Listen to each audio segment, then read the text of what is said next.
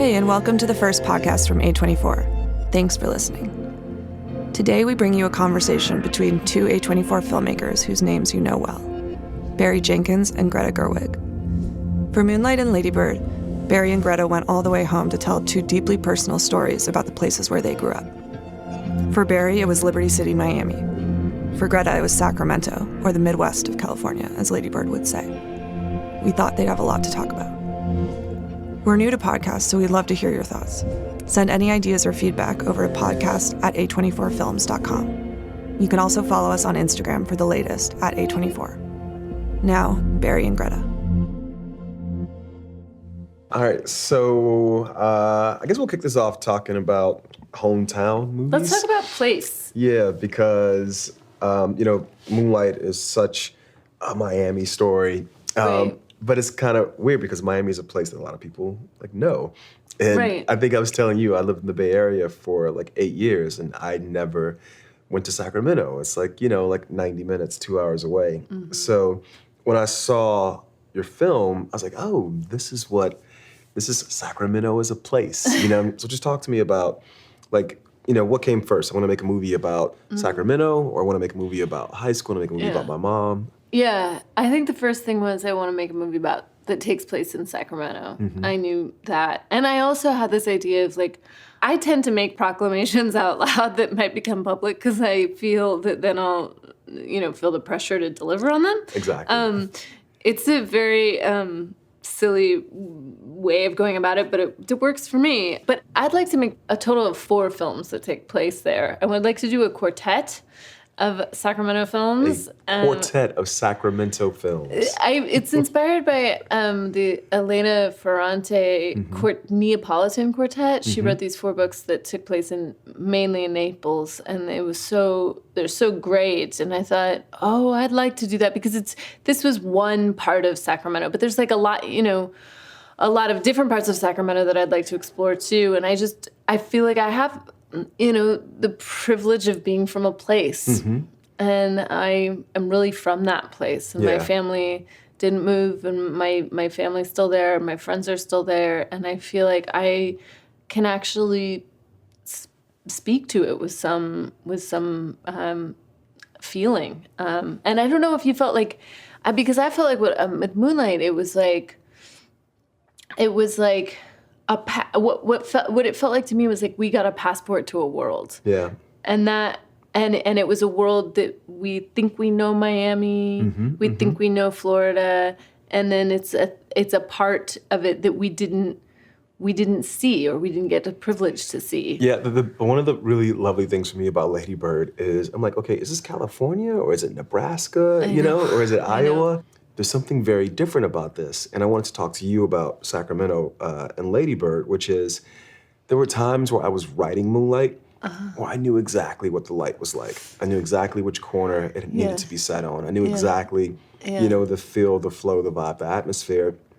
And so when you're building a movie like Lady Bird, and Sacramento is, and this is cliche, but it's true, it's a character. Yeah. It's a character, But I think when you put your director's hat on, that idea of place being character takes on a whole nother meaning. So talk about that a little bit. Yeah, no, that's exactly the feeling when you were describing, and I know Moonlight was first a play, and then you adapted it into the movie, but you were both writing from the same understanding of where the place was. Exactly. When I was writing, I just had certainty about what I wanted it to look like, down to little things.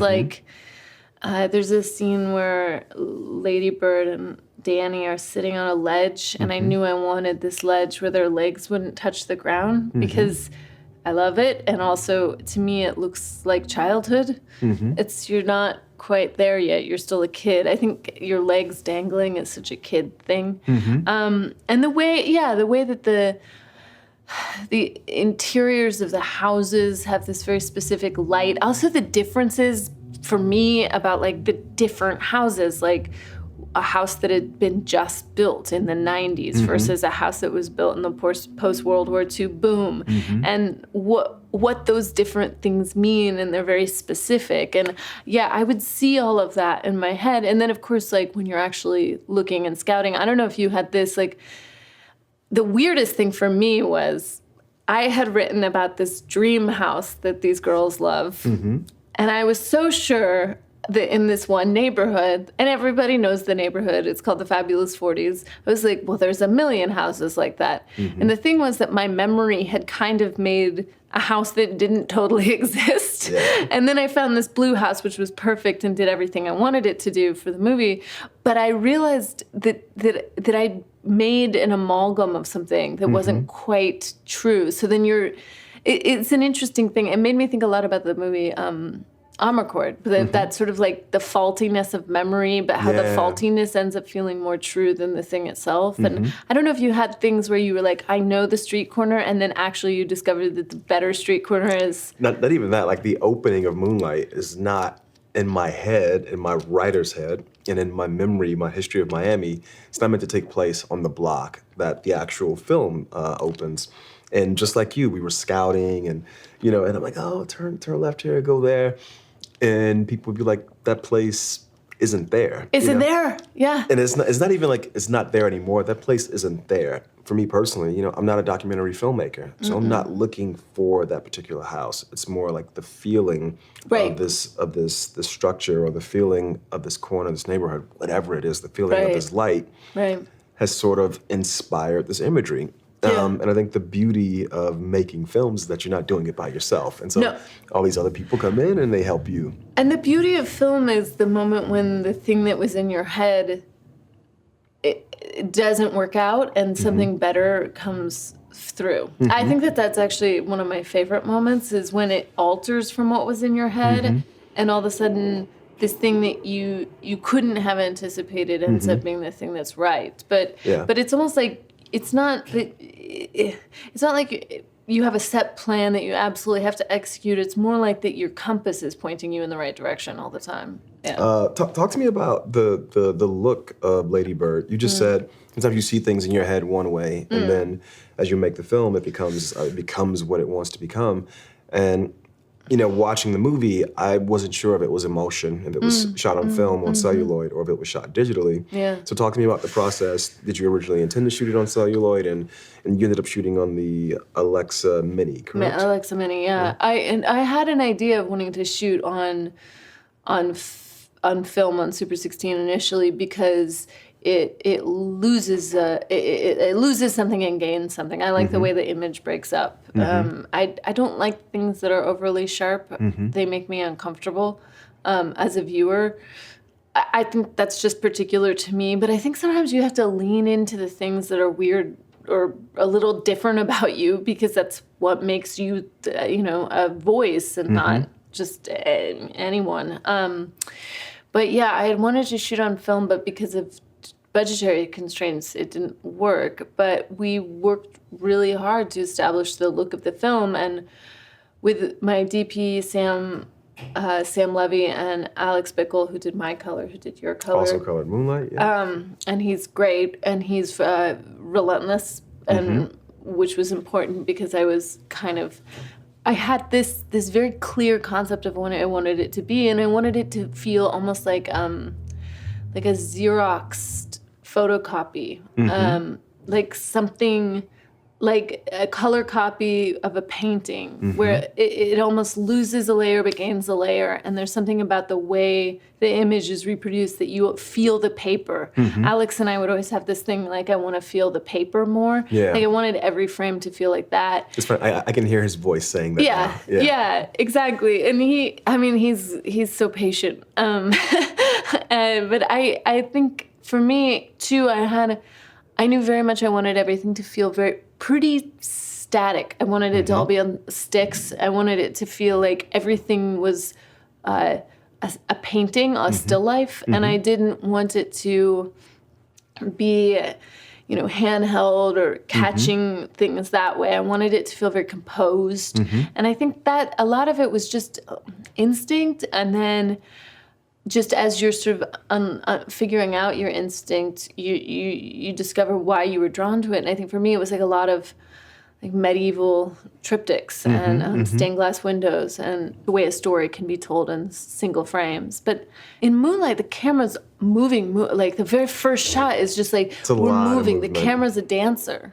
And for us, it was, one, we started working with Alex Bickle pretty early in the process.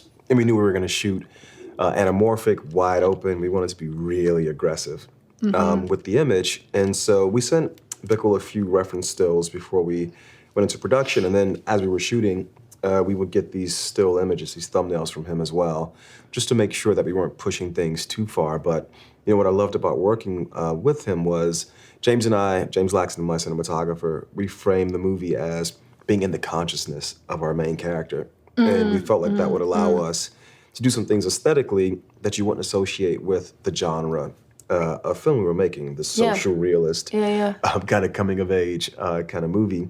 And Bickle, I remember, was just really, really wonderful about taking certain scenes and sequences to a place that was appropriate for the character, but maybe not particularly appropriate for the genre that we were working in. And when I look at your film, I remember speaking to you about the colors blue and the colors orange. Yeah. And also, too, your grain is different than, because we use the same colorist, is different than the grain that we have in Moonlight. No doubt about it. No, no doubt. So how did you come, because when you start on emotion, but you end up with the Alexa, the quality of the grain is super important. So. Yeah. So one of the things that was really important to me was that I didn't want to use film grain on top of the Alexa image. I think it can work, but for me, I was like, this movie has to be true to what it is through and through, and it's shot on Alexa. We have to give it that it's not grain exactly, but it's a noise. And so we shot gray cards, and we turned up in low light and turned up the contrast and used that as a layer, so that Alexa noise is part of what's coming through in the image, and what the sensor is actually picking up, and what the imperfections, if there are imperfections of the Alexa, but there are little things. And something that's interesting about digital too is in low light you can, some of the, not the Alexa Mini, but some of them you can see the grid, which I kind of like, because it's like that grain. It's like the way that this is the thing. I like knowing that a machine captured it. I don't know any other way to describe it. Well, like a machine or an analog machine, or it's not life, it's constructed. Gotcha. I like seeing that there was a mediating thing in between it. I don't know any. No, I know what you mean. It's hard to talk about it exactly. No, the picture I'm getting in my head is when we did Medicine for Melancholy, you're creating this abstraction, between the lens, and the characters, and it's another thing to control in a certain way. Do you think that, for you, is every film, because now you've just, you're editing your third feature film, and do you think that every project to you has a way that it cinematically wants its story to be told? Meaning, do you have a style, or do the stories have a style, in a way? I think the stories have a style, and I'm looking forward to whatever you do next, because the other film that you co-directed that I've seen, Nights and Weekends, is nothing like Lady Bird.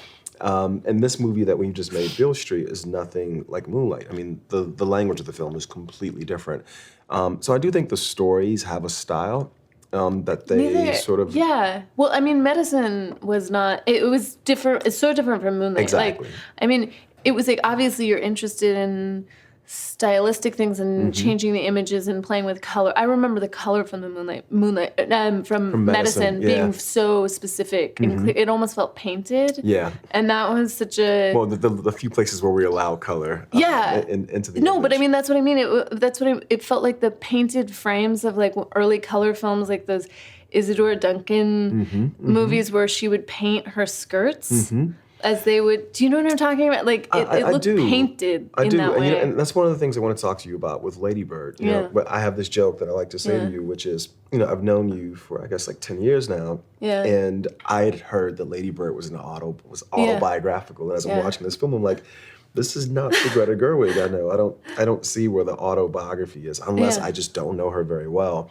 I think going along with that, people assume that this film is just a construction of a life that you lived. Right. And what I see are just all these choices. That's why I'm glad we're getting to talk about, Right. you know, wanting to shoot on film, but then deciding to shoot on the Alexa, but in a very particular Yeah. way, shooting on the Alexa Mini. This notion of the Xerox, There's just so many choices. Just talk to me about Right. building the world of Lady Bird in a certain way.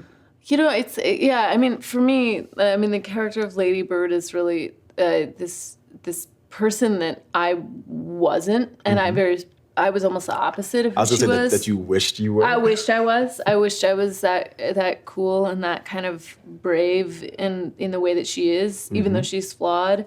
I mean, I just read something someone said recently, that it was about a novel. They said that it's the most personal and the most imaginative at the same time, and I think it's not autobiographical, but it is deeply personal. I mean, all the choices are really specific because I care about these characters, and also I just think as a person in the world, you pay attention to these things, like little things, like that are not little things. Like what are the plates? What are the drinking glasses?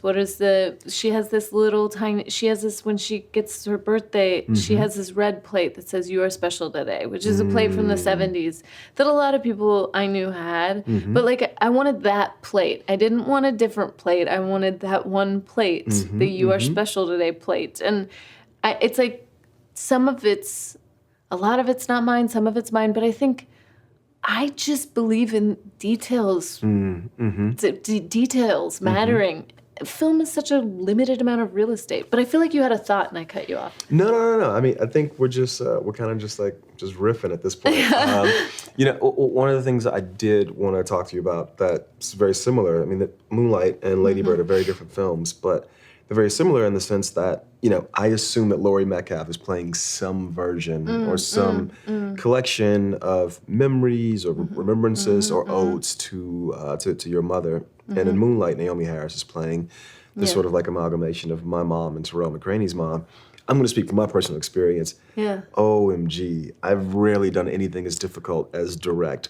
You know, just a powerhouse actress, you know, performing essentially this character that is based on my mom. What was it like working with Laurie? Yeah. Well, you know, I mean, for me, especially because it is something that's personal, so much of what I feel like I have to do is give them the flame of the character and say, I don't know more than you know. It's not for me to, because I feel like especially if you're a writer-director, and especially if it's personal, you don't want the actor to feel like they're being watched all the time, or that they can't make a decision that's theirs. And I just feel like the minute that they inhabit that character, they know I'm not playing them. They bring their whole life history to it. So as much as I have an idea of how I think, I want them to be empowered that they can take it over and make it their own. So for me, again, it's almost like the same thing with the locations. It's like, let go of what the thing is in your memory and let it be as it exists in front of you, and it will probably be better and more interesting. So for me, like with Laurie, like she's not, I mean, as anyone who knows my mom will tell, she's actually not like my mom. Although my mom did say the funniest thing anyone's said to me after she saw the movie. Which was? She said, "Oh, Greta, you wish I'd give you the silent treatment." And I was like, that's so true. And then she's like, you know, she's. I could totally see Laurie saying that. Yeah. But she was like, oh no, I would never. And I was like, no, it's true. She wouldn't do that. But yeah, it's you know, you let go and you find the new thing. I don't know, how was it? Was it surreal for you? Oh, it was insane. I mean, because the stuff Naomi does in the film, she was only with us for 3 days, so it was like a very just like intense 3 days. That's amazing. She was in every scene for 3 consecutive days, and some of the things she's doing in the film were just intense. Yeah. Just intense. Yeah. But this really beautiful thing happened for me, which was, as you said, you know, it's deeply, deeply personal. And the scenes with Naomi playing essentially my mom were more personal than other aspects of the film for me. And there were occasions where that personal connection, it took the craft to a place that it couldn't get to otherwise. And the scene I always think of is in the second chapter when Chiron comes home and she's waiting for him in the courtyard and she's essentially about to ask him for money. Oh, yeah. It just seemed like it hadn't gone far enough. And that was the first time that we had the actors look directly into the camera because I wanted the audience to literally have to inhabit Chiron's body to feel what that felt like. So sometimes those things happen and it's something you can't plan for. Yeah. You know? And I think it's why making work that is personal, and again, I think there's a difference between being personal and autobiographical, but definitely making work that is personal can sometimes take the craft and elevate it. Right. So, right. Question Totally. for you. Wait, no, I had another question. I had a question for you while you were talking. This is how I was saying it. But with one thing I'm always interested in, because there's this process of making the film an actual, you're on set, you're making it, and then when you're cutting it together, what's interesting to me is because Moonlight is so delicate, what the story is and how story comes out, and it's so that the way it unfolds is so deliberate, but so just it doesn't broadcast anything. And I wondered for you in the editing process, sort of two things. The first thing is, did you ever go through panic of will people understand this story? Yes. Did you? Every damn day. I mean, because we edited that film in a room that's maybe a third the size of this. Yeah. With two editors sitting back to back, and that's it. No assistant, no kitchen, no nothing. I mean, it was as small could be, so it was impossible to not be just completely immersed. Yeah. And as you said, this very delicate process. And so there were several times where I turned from one monitor to the other, literally just spin, half a foot, and be like, I don't know if that's going to connect with that. And because we have three different actors playing the same character, it was really tricky to hope, and three different actors who don't necessarily look physically like one another, right? To make sure they were carrying the same energy, and so. So when did you know that people were able to follow? I mean, I'm genuinely asking this because I feel like. So I'll be honest, and then I want to ask you this question because your movie is so. Actually, there's a thing you do that I want to talk to you about, but I'll say the first watch, it's just so well done. I mean, it just feels like this beautifully chiseled kind of sculpture in a certain way. Which I mean, the beats just link up in this way. They almost sneak up on you, which I want to get to in a second. Whereas with our film, I remember the first time we screened it for the producers, it was a very different movie than the movie that ended up going to theaters. And man, the delicacy you're talking about, the delicateness, I should say, it wasn't there. And so a lot of these things were just clanging. Oh, it was too. Oh, that's so interesting. It was. I mean, I haven't watched it ever again since that day. And it's funny, we're coming up on the anniversary of that first screening for producers. It was late January, early February. But it was just, there wasn't balance. And I think a movie like Moonlight needed balance from chapter 1 to 2 to 3. Yeah.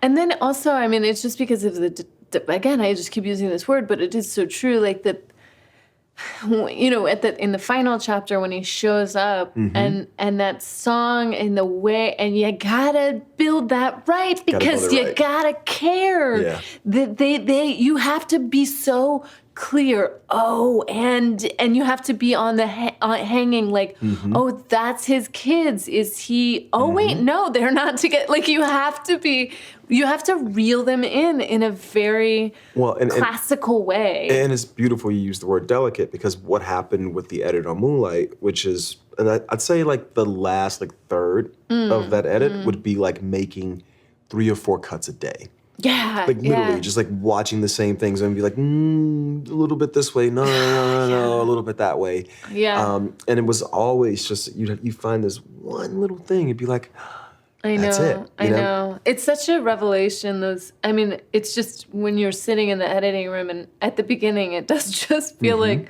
possibly just a giant bad mess. And then and Lady Bird, we talked about this before. There's this really lovely thing that happens where as you start off, you're watching a coming of age film, and it's like, it's got this nice pace and rhythm, and there's all these beautiful like mise en scène, and the scenes are constructed in a way that you're right. You're not handheld, finding one piece and going to the next. It's like everything's very deliberate and appropriate. The pacing, the way the beats are being delivered to the audience, you kind of get into this rhythm. And then something happens about a third through the second third. I don't know how to describe it in the Robert McKee sort of framing. Have you read that? I went to film school, so yes, I have read me it. too. I read it. I read it. I have it like underlined in my house. Well, rising action. And your film kind of like, it seems like it's going that way, and then it just like completely jumps off the damn rails. Yeah. And you're watching this movie, and and I remember seeing it in Telluride for the first time, and everybody's laughing their heads off for like the first 45 minutes. Yeah. And then you start to hear a few people sniffling like in the back and on the side, and then you realize, oh, I'm watching a very, very heavy, sad kind of film. Yeah. And it all coalesces into this very hopeful kind of thing that feels earned. So tell me about building this piece that shifts so smoothly from one tone and tenor to another. Well, I tried to do it in the writing, and I think the writing I've done with Noah Baumbach, the two scripts that we wrote together, I learned so much writing with him. One of the things I learned is he's absolutely relentless and brutal with himself. He cuts, he rewrites. He does not.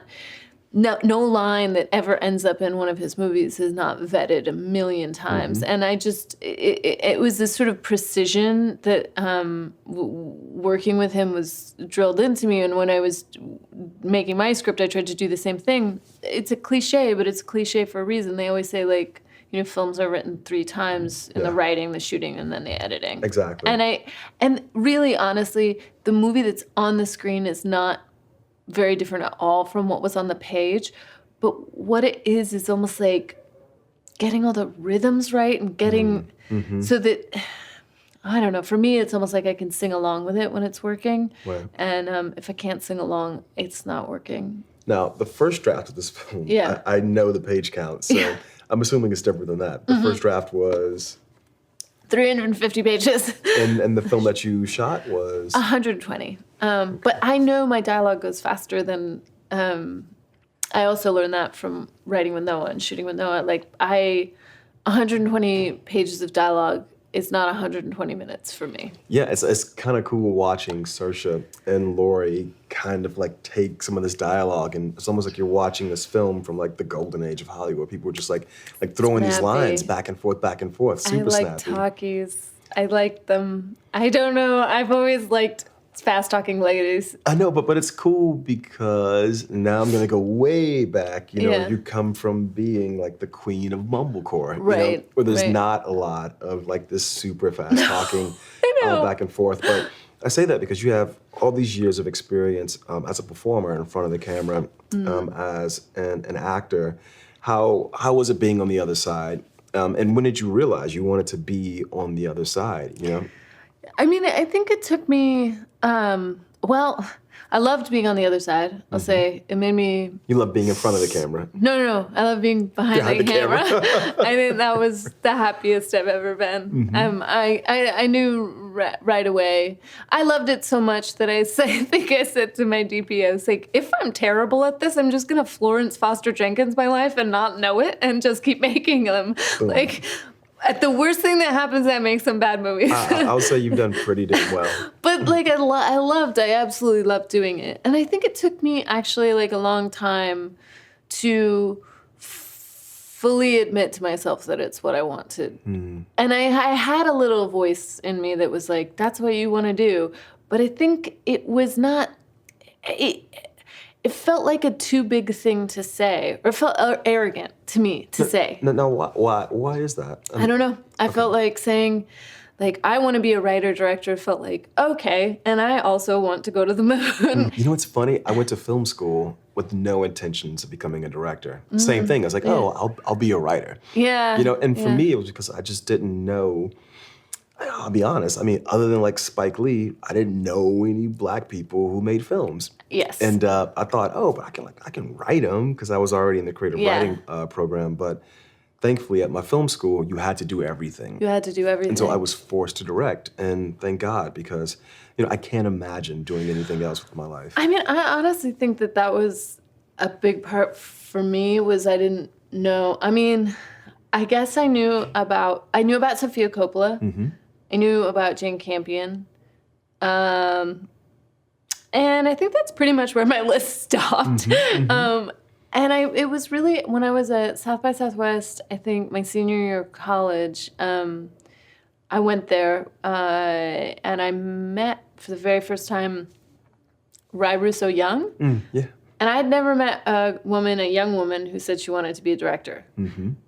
I'd never met a young, that's actually true. I'd never met a young woman who said she wanted to be a director. And that was true at Columbia, and it was true it was sort of, and she had a short film there, an experimental short film based on Psycho, and it was really great, and she was just really passionate. She knew a lot about movies. She knew a lot about, we talked about other female filmmakers. I got a list from her of other people, and I had fallen in love with film, but it just still felt out of reach. And then all of a sudden, I was like, oh, wait, are we allowed to say we want to do this? Young is like, yes. And then, I'm so excited for whoever's 15 right now. Yes. Because I think that maybe it looks like there's more opportunity. Kids might have a dream they wouldn't have otherwise. For me, a 15-year-old Black kid right now, you can look at me, you can look at Ava, you can look at Ryan, look at Justin Simeon. You can look at John Singleton and Spike Lee, you can look at Jimmy Dash. There's just so many people you can look at right now. That's why Reeves, it's amazing. That's why my favorite thing to do Jordan right now Peele, is like people amazing. are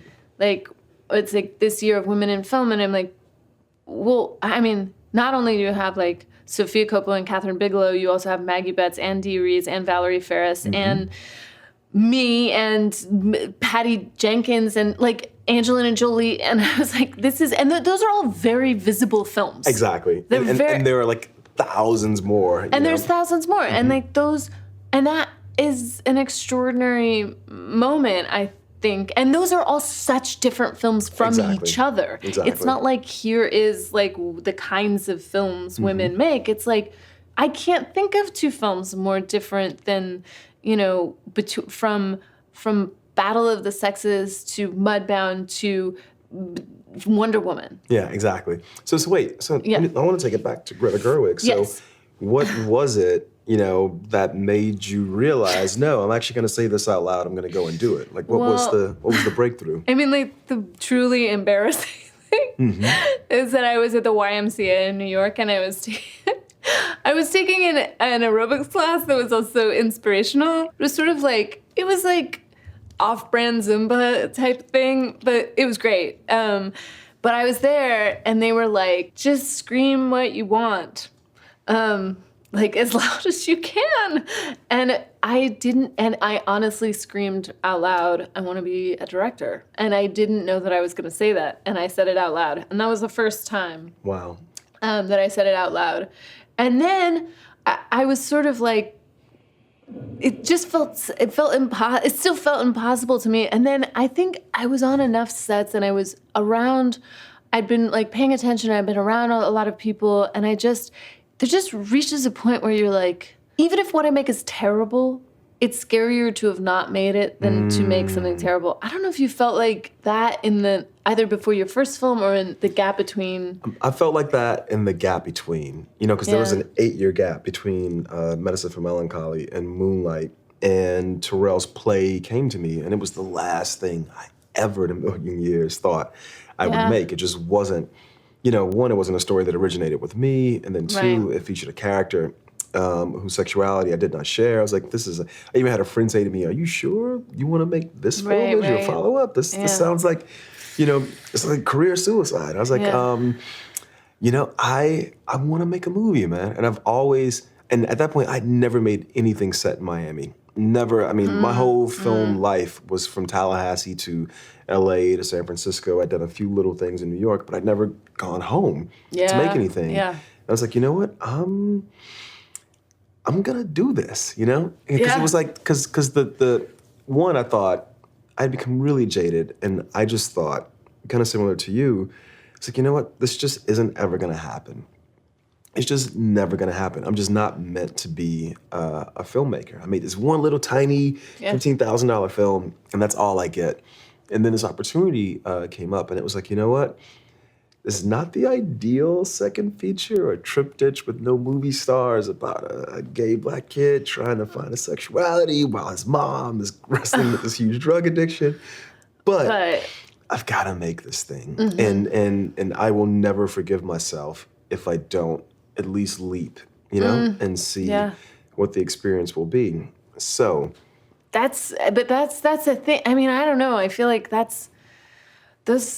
those years are valuable where you're not like doing the thing. I don't know. I think one of my very favorite playwrights is this woman, Annie Baker, who she's now a friend, but I was a fan before we became friends, and she always talks about it takes her a long time to write, and she was like, is this something like, I think there's such an addiction to productivity that sometimes you miss these moments where what looks like being lazy or a fallow period or like you haven't done anything, a lot of important work can get done there when it doesn't look like anything is happening on the surface. And I think sometimes those incubation periods, because then by the time you were making Moonlight, you had stored up a lot. Yeah.